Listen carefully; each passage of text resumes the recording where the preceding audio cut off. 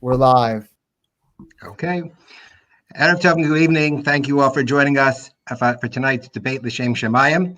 My name is Rabbi Binyamin Blau, as you see by the tag, Rabbi Binny Blau, and I have the honor and privilege of serving as the moderator to tonight's debate. Our evening has really two objectives. On the one hand, our objective is a debate L'Shem Shomayim. The RCA has tried to show that individuals can engage in a passionate discussion about issues in a way that really is reflective of their beliefs, their ideals, at the same time do so, and really respect one another. I want to thank, at the outset, Rabbi Chaim Strauchler, who really created this program, and of course from Daniel Karapkin, the president of the RCA, who spearheaded it and championed it. And so far, we've done two of these such events, and they've been extremely successful. So that's one objective, to be a model for what civil discourse can be like in our society, something that's sorely missing in the modern age.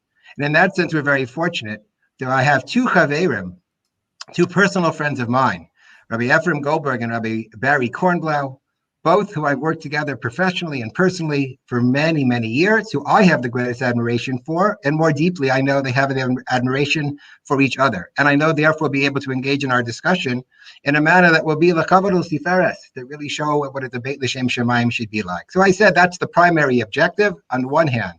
But there's a very worthwhile topic on the other hand, and that's the topic of should a rabbi tell Jews whom they should vote for? Both Rabbis Goldberg and Rabbi Kornblau wrote pieces about this very topic prior to the election. Rabbi Barry, and I'll refer to him this evening, wrote why Orthodox Jews should vote for Joe Biden. And Rav Efrem Goldberg wrote, as an Orthodox rabbi, I will not tell you how to vote, and neither should anyone else.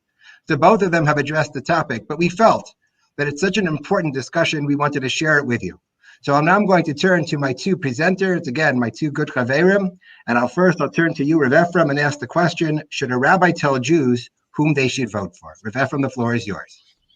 Thank you so much, Rabbi Blau. Thank you for moderating tonight, and thank you for your friendship always. And I echo the thanks to Rabbi Strauchler, Rabbi Karapkin, and the RCA for hosting this. I think more than ever, we need to hopefully try to model and learn from others about how to disagree agreeably. So I want to begin by saying that I'd love to change the name from a debate, a machlokas L'Shem Shomayim, to a discussion L'Shem Shomayim. A debate suggests a winner and a loser, that one defeats the other. The pundits always follow up a debate by trying to determine, holding up their scorecards. And Rav Barry is a good friend and a colleague, and we have different points of view that are legitimate and reasonable. And we're here to have a discussion L'Shem Shomayim, not so much a debate. And I think that before anything else is so important, particularly the parshios that we're about to start reading. But Yosef and his brothers, lo yochlu dabro l'shalom, they couldn't even speak to one another.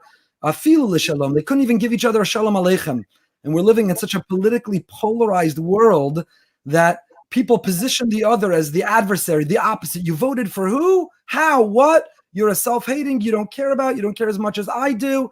And lo yochlu dabro l'shalom, people are even unable to give a shalom aleichem. And I know that Rav Barry, and I'm sure he'll address this tonight, felt that people who were voting in a certain direction, particularly within the Orthodox community, had no voice, that others wouldn't give them a shalom aleichem. And others, on the other hand, feel that as well. So I think it's important to state at the outset that tonight is not, and if you tuned in to watch a ruthless debate with scorecards afterwards, it's not the case. It's hopefully going to be a meaningful discussion of two friends who have different points of view on an important topic. Every election is the most important election of our generation.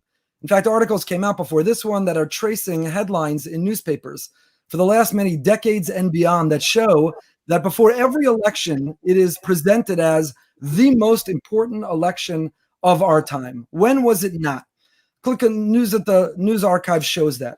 And people will say, well, this election, the stakes are so high, higher than ever. So much is on the ballot, be it character, healthcare, the pandemic, Iran, Israel, economy, be it no shortage of issues. It's all on the ballot.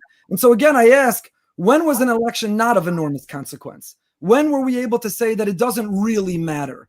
Every election is, and every election, one would argue that this is the most important election, and that's why this candidate is most aligned with not my values, God's values. This is most aligned with our Torah values. And to suggest that you could possibly endorse or vote for the other, normally I wouldn't say anything, but this election and these candidates, I have no choice. And I think the first point I want to make is that living under the microscope of the particular election, with the lens zoomed in, we feel that with every election, but we feel that, with that particular election, but that argument could be made with every election. And I don't think that this one was an exception. And I think it would take truly extraordinary policy advocacy that would cross a line for us to cross our line, what I think should be our line as rabbis, of not endorsing public opinions. There are exceptions, and maybe this will come up in our conversation. In England last year, there was an exception where Chief Rabbi Mervis and even Chief Rabbi Lord Sachs, Zichrono Livracha, came out, which was uncharacteristic and historical for them to do. But I think it's very instructive to note that they did not come out and endorse, to the best of my knowledge, a candidate. They didn't endorse Johnson, but rather they highlighted the anti-Semitic positions and anti-Semitic character of a candidate. And even when they thought that they had to deviate from their normal behavior and come out and weigh in on an election, they didn't do so by endorsing candidate. They didn't tell the people, the Jews of the United Kingdom, who they can or must vote for. They pointed out about one of the candidates certain flaws that they thought were so beyond the pale that they came out in order to be able to do so. Now, this election that we just had, and every election, shapes the character of a nation. And there are meaningful policy implications and consequences, as I said, and we always feel that we need to. Well, these policies have Torah sources. The Torah has what to say. Halacha, Jewish law, have what to say. Hashkafa, Jewish philosophy, has what to say. Who better to communicate what Torah, Halacha, and Hashkafa have to say on issues than rabbis? But here's where I come out. If the Torah has 70 faces to interpret Torah, and Elu ve'elu divrei Elokim Chaim, when it comes to halacha, matters of Jewish law, even issues of life and death, we have legitimate and reasonable different positions that we both feel are okay, then why, when it comes to politics, do we not believe that there is the possibility of different reasonable and legitimate approaches? And once we understand as rabbis that there are different reasonable and legitimate approaches on policy among candidates and parties, then who and are we and why would we weigh in to tell anyone what they must believe? And so really I want to formulate my argument in three ways. Rav Binny, you will indicate to me when I'm running out of time, and I hope that despite Rav Barry having a picture of your father behind him, you will indicate to him when he runs out of time as well. So the 3 points I want to make are: number one, who made us rabbis smarter when it comes to politics? We're not pundits, we're not necessarily better read, we're not necessarily more sophisticated, and we are not positioned to give conclusive instruction on which candidate is best, will be best, and who everybody should vote for. What I think we are positioned and empowered and obligated to do is to formulate what Torah values are. So to speak about the religious significance, if we believe that, as I, and I think we all do, of the state of Israel, of caring about and advocating for the U.S.-Israel relationship, of combating anti-Semitism, even if we want to discuss, which I think is also a dangerous territory to enter, because I think they're hot-button issues that the words themselves are politically driven, but even if we want to talk about immigration, or we want to talk about climate, or we want to talk about those things, I think that we as rabbis have a responsibility to talk about them in the context of Torah values, but stopping short of saying, therefore, whom to vote for. Our mispalalim, our congregants, our neighbors and our friends may be smarter than us, may be better read than us, may be more sophisticated than we are. We should remind them what the Torah counts on as the most important values, and then trust them. Trust that they have the judgment to determine which candidate, in their opinion and based on their background and through the filter and lens of their life, thinks will best execute and follow through and stand up for those values. Our responsibility is not to shy away for what Torah values are. We should put it out there and let our members and let the Jewish world take it, process it, digest it, and come to the conclusion based on their own thought about who will best be able to align themselves and best be able to execute and fulfill those values. Number two, as rabbis, there's enormous risk in taking public positions endorsing candidates or parties. And the enormous risk is that while we'll get a big yasher koach, a pat on the back, in the echo chamber of our community who will agree with us, and who will tell us how important it is to speak out, and why these times are unparalleled and unprecedented.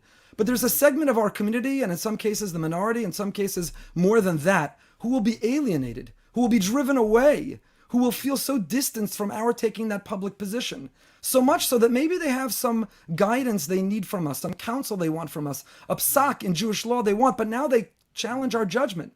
Now they question that we're really similar, or that we can have a relationship, or that our answer will resonate for them, because if we can be so sure on politics in a different way than them, we run an enormous risk, I think, of alienating people. But more than running the risk of alienating the people with whom we're supposed to be close and supposed to dedicate our lives in areas that are much more important, they don't need us for politics. They can read and watch and post and click and forward and share politics, but they need us for so much more. And we can be cutting off that channel to be there for them in those ways if we enter the fray of politics. But more than that, we run the risk of someone in shul saying, the rabbi's on my side. The rabbi sees it my way. And they can weaponize that against a friend, against a fellow congregant.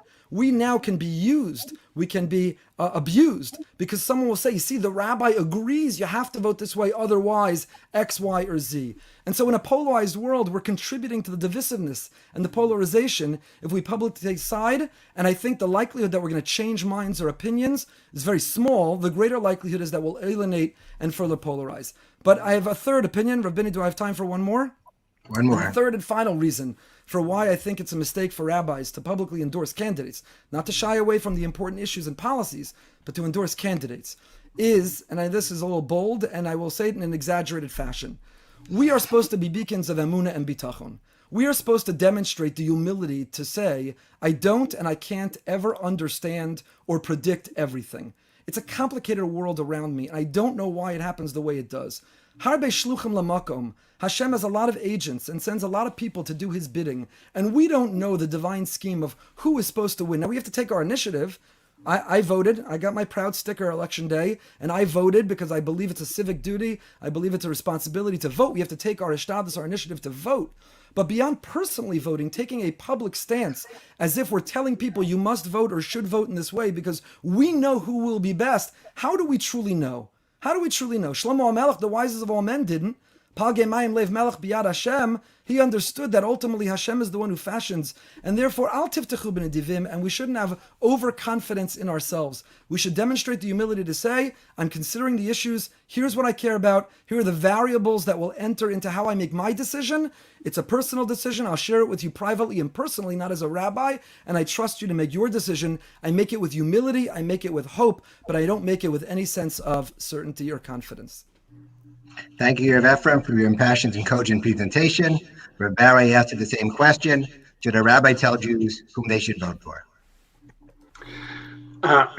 It's a pleasure to be on this panel with you, Rav Efrem, Rav Binny, with Rabbi Strauchler, and for organizing the innumerable hours that I worked on projects with all of you and other RCA Rabbanim on the staff of the RCA is a constant source of strength and inspiration for me. Tonight's debate about rabbinic electoral endorsement is really about a horse that long ago left the barn. Every week, rabbis publish widely read, openly partisan columns about politics, candidates, and elections.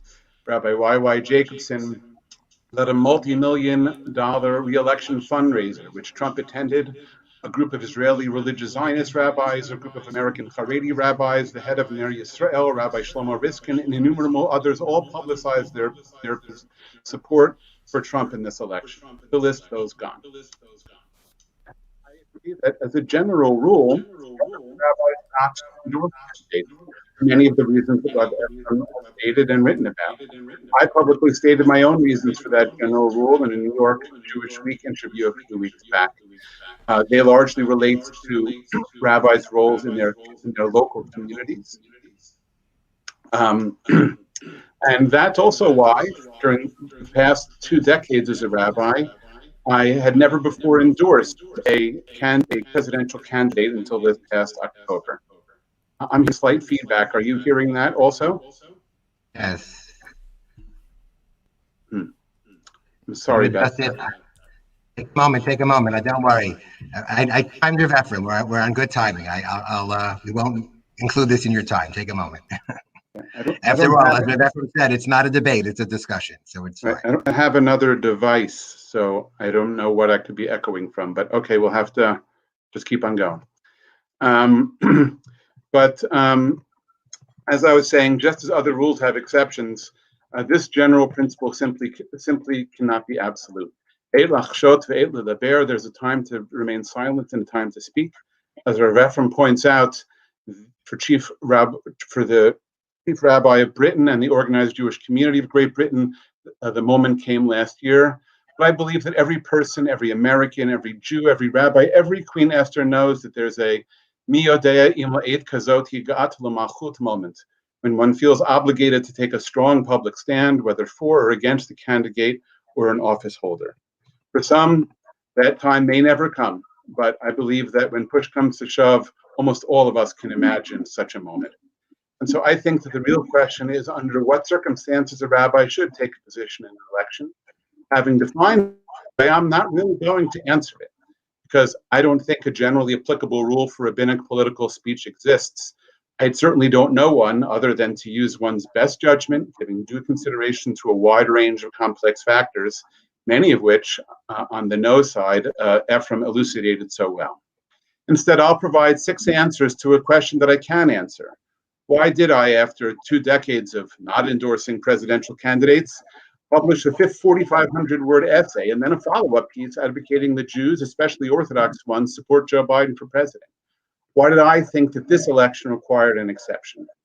Well, I agree with Rav Efrem. One thing is for sure, that in the current political environment, I certainly did not act under the illusion that my writing would change many minds.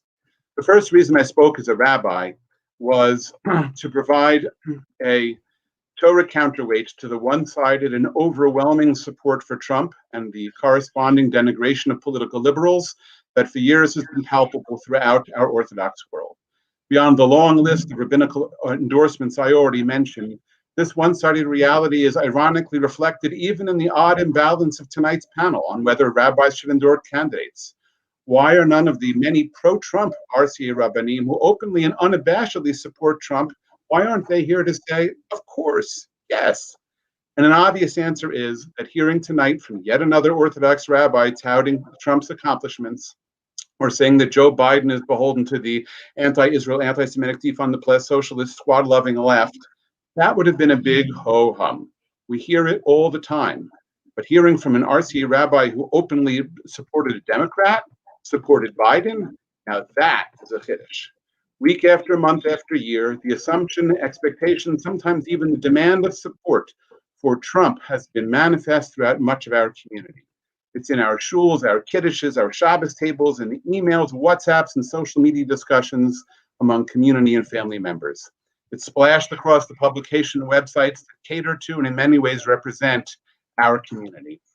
At the leadership level, too, rabbis, leaders, and institutions across the Orthodox spectrum have made their Trump in this election for support for Trump clear. Others are more subtle than flat-out endorsements. They'll say, a frum Jew has a chiyuv to show hakaras hatov to our revered president, as one recently put it, or here are the candidates I plan to vote for, said another publicly. When Aguda suddenly advertises to its Georgia parishioners, register to vote because the fate of the Senate depends on your votes, there's no need for them to specify which candidates they want you to vote for because it's already perfectly clear. And even rabbis and institutions who profess political neutrality make their views clear in other ways, by jokes told and assumptions made, by the choices of which issues to discuss and not discuss, by those given a platform to speak and those not handed the mic. Who is within and who is without who is beyond the pale? Is Ben Shapiro in or is he out? Similarly, when a rabbi frames a decision whether to support Trump as all the good he's done versus a relatively minor flaw such as his uncouth rhetoric and pomposity, this framing itself communicates his view that Trump's actual policies and the real damage they've caused to real people in the real world are of relatively small consequence. Extreme demonstrations of loyalty to a political candidate never happened in our community for other candidates. Yet with rabbinic participation and approval for Trump, we've had parades through major Orthodox communities, popular from singers rallying entire summer camps in pro-Trump songs, and a well-known Orthodox synagogue organization turning its annual fundraising dinner into a MAGA rally. Summing it up in the Lakewood Scoop, PR and professional pro and political pro Ezra Friedlander wrote that some pro-Trump behavior in the Orthodox community this past year was, to use his words, cult-like behavior, reminiscence of demagoguery, messianic, framing the president in idolatrous proportions, to the point where the image of our community being led by and consisting of active proponents of such idolatry became widespread. Those are strong words. Friedlander added that this inhibited Trump's followers from assessing his opponent, Joe Biden, and hence my article. Indeed, a teacher of American civics and history in a Brooklyn yeshiva wanted to present an Orthodox Jewish case for Biden to his students. He told me that my article was the only one that he could find. And this brings me to a second reason why I wrote as a Jewish leader: the need to demonstrate to the Biden campaign, what is now the incoming Biden administration, and the Democratic Party as a whole, that they have true outspoken friends in our Orthodox world. A leading Orthodox magazine recently published a symposium on whether institutional Orthodoxy had blundered by putting its money on one losing horse and burnt its bridges. I thought that for the sake of our collective political interests, it was vital that one Orthodox leader write a substantial, unabashedly pro-Biden article.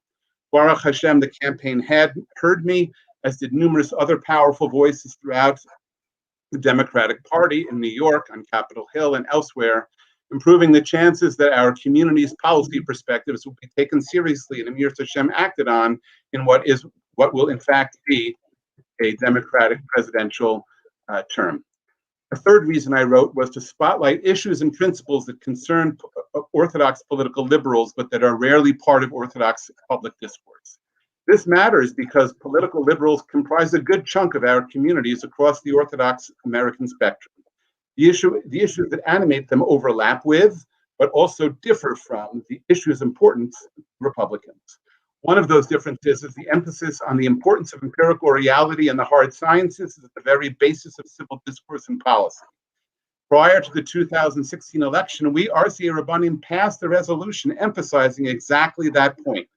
And yet, 4 years later, the US is in the middle of a full-blown epistemological crisis, where much of a powerful political party and its supporters have become detached from reality.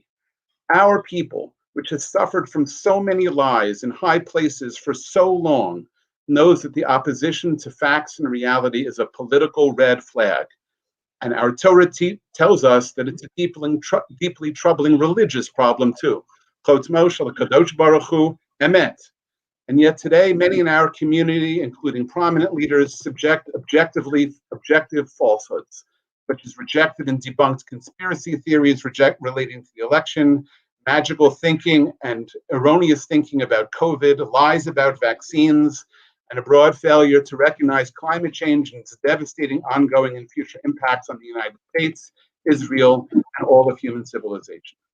The second important issue for political liberals is to support the principled institutions and norms that define and strengthen American democracy, that have made America one of the most welcoming places in the world, in world history, for Jews and every other group, which our authoritarian and temperate president has relentlessly attacked for 4 years. My articles discuss these and other morally urgent issues as well. These foundational issues cut at the heart of unshakable values for us as Americans and as Jews, and they are the fourth reason that I wrote. They rightly precede any specific policy question. This is why this year's election was, in fact, not merely rhetorically, the most important election of our lifetimes. They are what made Trump's presidency so dangerous and utterly sui generis in demanding rabbinic rejection. My fifth and final sixth reasons for speaking out as a rabbi were also a response to the Orthodox community's overall message, which has been loud and clear, that one's religious identity and political affiliation are, should be, or must be intertwined. Its most extreme form is heard by large numbers of Orthodox Jews. That message is, supporting Democrats means that one is a non-Orthodox, perhaps not even Jewish, anti-Israel socialist who is disloyal to his people and loves anti-Semites. The extreme version was demonstrated by personally threatening reactions to my public support for, wait for it, the Democratic nominee for president of the United States. I was called a Rodef, a Moser, a Meshumad, and especially lovely, all who concur with renegade Barry Kornblau. If they were in the Hanukkah era, they would have been executed by the Orthodox Maccabees. For these things, I filed a police report. Of course, this intertwining that's presently part of pro-Trump Orthodox culture is, Baruch Hashem, usually less extreme. But even more moderate intertwining still damages Orthodoxy and Orthodox Jews. The intertwining's damage to Orthodoxy's religious fabric was my fifth reason to write as a rabbi. Some Orthodox Jews are true MAGA supporters and voted for their man with a gusto. Others held their nose. But regardless, many no longer bother to forthrightly and regularly address Trump's demeaning name-calling and denigration of opponents in the violation of the Tzelem Elokim inherent in every human being, his incessant lies and violation of the Divar Sheker Tirchak, which applies to him as well as to us, and the illegal, unethical, and immoral behavior of his administration. Whatever the reasons for omitting or downplaying moral and ethical concerns in the public sphere, we are left with at least four heavy price tags. One, in the public sphere, these omissions, etc., leave the impression that Orthodoxy doesn't care about these issues, damaging our religion's moral authority. Our prophets, our haftarot, rail against political corruption, yet we are silent. Two, for our own characters, our omissions and downplayings inevitably erode our internal sense that the highest Jewish ideal, as Netziv wrote in his introduction to Sefer Bereshit, is to be Yashar, a person who is straight, who has unquestioned integrity, and seeks the welfare of all humanity. Three, the vast majority of American Jewry do not observe halakha, and they are politically liberal. We wish for them to join our communities and observe halakha, yet our intertwining, intentionally or otherwise, has created an enormous socio-political barrier. Finally, some Trump-supporting congregants now hear a rabbi's bread and butter Devar Torah about ethical or immoral improvements as implicitly political. And so this Torah is not taught, or is carefully edited, or Chalila is dismissed. My sixth and final, most painful reason to speaking out as a rabbi was the damage this intertwining of politics and religion has inflicted upon thousands and thousands of flesh and blood Orthodox human beings who are political liberals. Blaring forth from the community that defines the core of their identity, this intertwining has been, is, and will long continue to be a profoundly painful human and religious crisis with at least 5 tangible effects. People feel ostracized and alienated and have been maligned at Shabbos and Yom Tov tables among their neighbors and friends in their own communities and shuls. Some have actually moved out of communities they once loved or wish they could. Second, some have actually felt relief that the pandemic has provided them with legitimate reasons to stop coming to shul, Halila. Third, and tragically, political tensions are damaging familiar relationships. Colleagues and I have spent countless hours helping people with these issues. Fourth, politically liberal Orthodox Jews have become an uncomfortable dating, knowing that the other person will likely hold a political view that they firmly, a political view that they cannot abide. Fifth and finally, many are now uncomfortable with the word Orthodox itself because of its close public association with Trump throughout media in the United States and the Western world. They wonder how they're co-religionists, and seemingly their religion itself has lost its way. But Dafka, as a rabbi and a Jewish leader, I wrote to give voice to all these people, and oh boy, did I hear from them, Hasidic, yeshivish, and modern men, women, rabbis, lay people, young and old. They told me that my articles gave them tremendous religious chizuk by telling them that they are not crazy for opposing Trump. Their Orthodox Jewish ideals are ehrlich and menschlich and lechatchila, and they are not chutz lamachaneh. They are not outside of the camp of Orthodoxy for supporting Biden and Democrats. Thank you. Thank you, Barry, for your very catching words. Rav Efrem, so I want to make one observation before we go on. First of all, Rav, I can give you more time if you need, because we're sort of a little bit unbalanced in our timing. I do want to stress an important point here. Goldberg is not representing the Trump side. That's not what we focused on our debate this evening. Rav Efrem made the observation that an Orthodox rabbi should not really support either side. Rav Barry, you spoke very passionately, of course, about why you felt this was a unique situation, and we appreciate that. But I want to make it clear to our viewers wherever they may be, that this is not a debate between Rabbi Goldberg and Rabbi Kornblau as whom you should vote for. So one should not ascertain that Rabbi Goldberg, even by proxy, is representing either of the candidates. I have a question, but I guess maybe in fairness to the way the time worked out, Rabbi Goldberg, I'll give you a chance to respond a little bit first. I guess the focus I really wanted to be focusing on is what are the scenarios you feel you should speak out, but perhaps in light of the way the time has gone, let you just respond. Okay, thank you very much. First of all, I knew I should have had a picture of Dr. Blau on my wall, my wife's principal. I could have gotten some more time out of it. Rabbi, you packed a lot in, so I'm going to try to remember what I wanted to respond. Essentially, as I anticipated, your core argument, although you broke it down in many segments, is this time it's different. That was the core argument. It's different because of the Jewish media. It's different because of other rabbis taking stands. It's different because of people who feel like victims who don't have a voice. It's different because a certain candidate is so egregious and crosses the line. It's different because the other candidate needs to know that they're Orthodox Jews who like him. You gave a long list of reasons why this time is different. So the first response I have is, everyone will always give that explanation of why this time is different. Before the election with President Obama, there were some who felt very strongly that President Obama went to the church of a blatantly anti-American, anti-Israel pastor, that he was going to enter a deal that would embolden a nation that posed an existential threat to Israel, and many other arguments that were legitimate arguments. And they thought that they were, to quote you, morally urgent. And then, though I shared some of those concerns, I, not to flex, but had a conversation with then Senator Obama about his sitting in the pews of Reverend Wright, which his response was very different than what he wrote right now in his autobiography. But I shared many of those concerns. And even then, I didn't endorse a candidate from the pulpit. Because even though I thought there were some morally urgent questions, I thought it was inappropriate and wrong for a rabbi, particularly a pulpit rabbi, in front of a congregation who are sophisticated, well-read, thoughtful, to tell them how they should think and for whom they should vote. Every election are morally urgent issues on the ballot. For us as observant Jews, among them, I won't say for everyone it's obligated to be number one, but the safety, security, and well-being of the one and only Jewish state, a place of refuge should we ever need it, is among the most morally urgent issues. And one can frame almost any election and the candidates and the policies at stake as being morally urgent. So as I anticipated, your answer essentially is, this time was different, and though therefore I agree with you in principle, I had to speak out. But here's my answer. I too am frustrated, I too am bothered, I'm deeply offended, and I'm worried about the worship of President Trump. While I have tremendous gratitude and appreciation for great things that he has done, I think that segments, not all, they're the loudest segments, but I think they're far from the majority of the Orthodox community, even those who voted for him, I think don't fall prey to this issue of worship. Jewish media is an important topic, it's a distraction from ours. We're talking about Rabbanim, not Jewish media and not Jewish media personalities.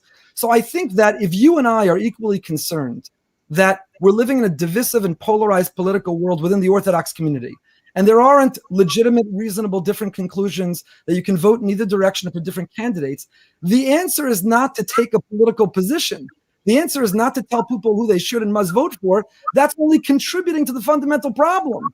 The answer is to get up and say that we love a fellow Jew. These are reasonable, legitimate conclusions to come to. One should never judge, come to your decision, and we won't tolerate. We won't allow an environment, we won't allow a climate in which people call each other names, marginalize, people discriminate against fellow Jews for voting differently. We should be preaching the notion of and Shimon Panor. That's our job as rabbis.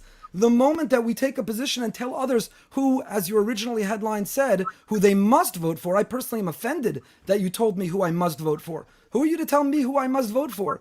I don't know how your congregants felt about that. But I don't think you're entitled to tell me who I must or even who I should vote for. You could tell me who you think and who you're going to vote for, but the headline itself I found offensive. I think taking that position contributes to the problem. It's not the solution. When I wrote my article explaining why I don't think rabbis should be endorsing candidates, I too heard from a wide-ranging and a large group of people. I don't know as many, less, or more than you did, but I too got feedback. We'll always get it from those who agree and don't feel they have a voice. But here's what I thought was the interesting thing. I spent a lot of time wordsmithing my article in order to not signal to anyone who I personally am voting for. And the fascinating thing is how many emails I got from those who were incredulous I could have voted in one direction and those who are outraged I could have voted in the other. And that made me know I did a good job. The fact that I couldn't indicate clearly whom I voted for and that people thought in both directions positioned me to be able to take this position tonight. And tonight I haven't indicated who I voted for. As I say, if you want a cup of coffee with me privately, socially distanced and with masks and safely, I'm happy to share as a private citizen my thoughts, but never as a rabbi. To me, it's an abuse of the pulpit and it's abuse of the rabbinic pen. I think it's a mistake. I also think that to position yourself as the lone voice of an Orthodox rabbi supporting Biden is somewhat disingenuous. A group of great Orthodox Jewish thinkers wrote an article called Sinai, Not Washington, in which they rebuked the Orthodox establishment and said, don't put your eggs in one basket. Rabbi Avi Shafran, who is a spokesperson of Aguda, has clearly indicated his liberal bent under President Obama, which he took heat for his support, and again in the build-up to this election. And while I don't question that you are a minority or that you felt it was important to give others a voice, the notion that it's a lone voice and there was no one else speaking out, I don't think is accurate, I don't think is fair, I don't think is true. And I think that the others are thinkers, and they have positions with organizations. They're fundamentally different than a rabbi of a congregation, a rabbi of a pulpit, a rabbi of members who need to be able to trust us, confide in us, believe us, and for us not to be able to alienate them and drive them away. And I want to end by asking you a question. I don't know if that's okay. I have to ask our moderator. But I wonder, you felt that this is a morally urgent time. Morally urgent policies, morally urgent circumstances, morally urgent candidate, and therefore you had no choice but to speak out. But you were among the signatories to a letter to Young Israel. When Young Israel's leadership felt that it was morally urgent for Young Israel to weigh in on something, you and some colleagues wrote a letter saying that Young Israel shouldn't be in the business of weighing in on politics. And I wonder what changed. Why were you a voice of opposition and protest to the Young Israel leadership or movement weighing in on politics then when they thought something was morally urgent, but you've decided now that it's morally urgent? And if the answer is that the leadership of Young Israel didn't poll the Young Israel members first, did you poll your congregants before you wrote the article? And before you as a rabbi, who I'm sure in the byline said you're not writing it as the rabbi of the congregation, but nonetheless you can't divorce yourself from that position. How would you have felt if the RCA officers took a vote and decided this candidate is morally urgent, we endorse them, and we therefore came out with that? So I think it's a very slippery slope, a very dangerous line. And I think that while all of your arguments may be true, I'm not even disagreeing with them necessarily. What I'm saying is the conclusion, because of all those arguments, is why we as rabbis should get up and preach love, openness, warmth, respect, disagreeing agreeably, and allowing people to come to their own legitimate and reasonable conclusions without judgment, marginalizing, calling names. That, I think, will contribute to the solution, not contributing to the problem by ourselves taking a position for a specific candidate. Rev. Barry, I guess what I'll do is allow you to respond, and then I have a question that I want to ask both of you separately. So, Rev. Barry. I'm going to speak very briefly because I know that I speak longer. Before, very briefly, the pieces that I wrote, is it better now? Yes. Okay. The pieces that I wrote, I did in no way, shape, or form shared from my Bima or to my community. I published them in New Jersey, and I live in Queens. I, in no time ever, projected that point of view directly to my community members. And indeed, my community is such that I was quite confident that whatever feedback I would get directly. I wasn't really concerned about it. And that's why I chose to speak, not in some hypothetical rule, but Lamaisa. Was I in a position to speak? Yes, I was. In terms of the National Council of Young Israel, I never even sent a link to my article to my shul. Nothing, zero. In terms of the National Council of Young Israel, my position and that of 24 other Young Israel shuls, nearly a fifth of its members, was that indeed they had not consulted, and that was widely understood to be the case with the National Council of Young Israel. That's an internal National Council of Young Israel issue. If indeed it had consulted, then let it speak like the Orthodox Union speaks. Let it speak like the RCA speaks, and it will be accountable to all of its members with an internal process that makes sense. They've since heavily pulled back from all of that, and there's been a lot of change. Okay, thank you both. Are you, Rabbi, are you disappointed that the RCA, the OU, and Young Israel didn't come out as you did to tell people that they should vote for Biden? No. I don't think that those large organizations ought to have made that statement. I never thought about it, actually.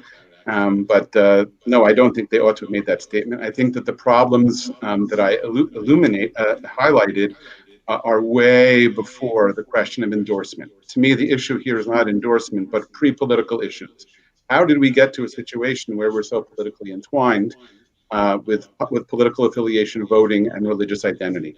And to that end, I think that there's 3 projects that need to happen. I'm happy to elaborate on them, but I'm concerned about the time.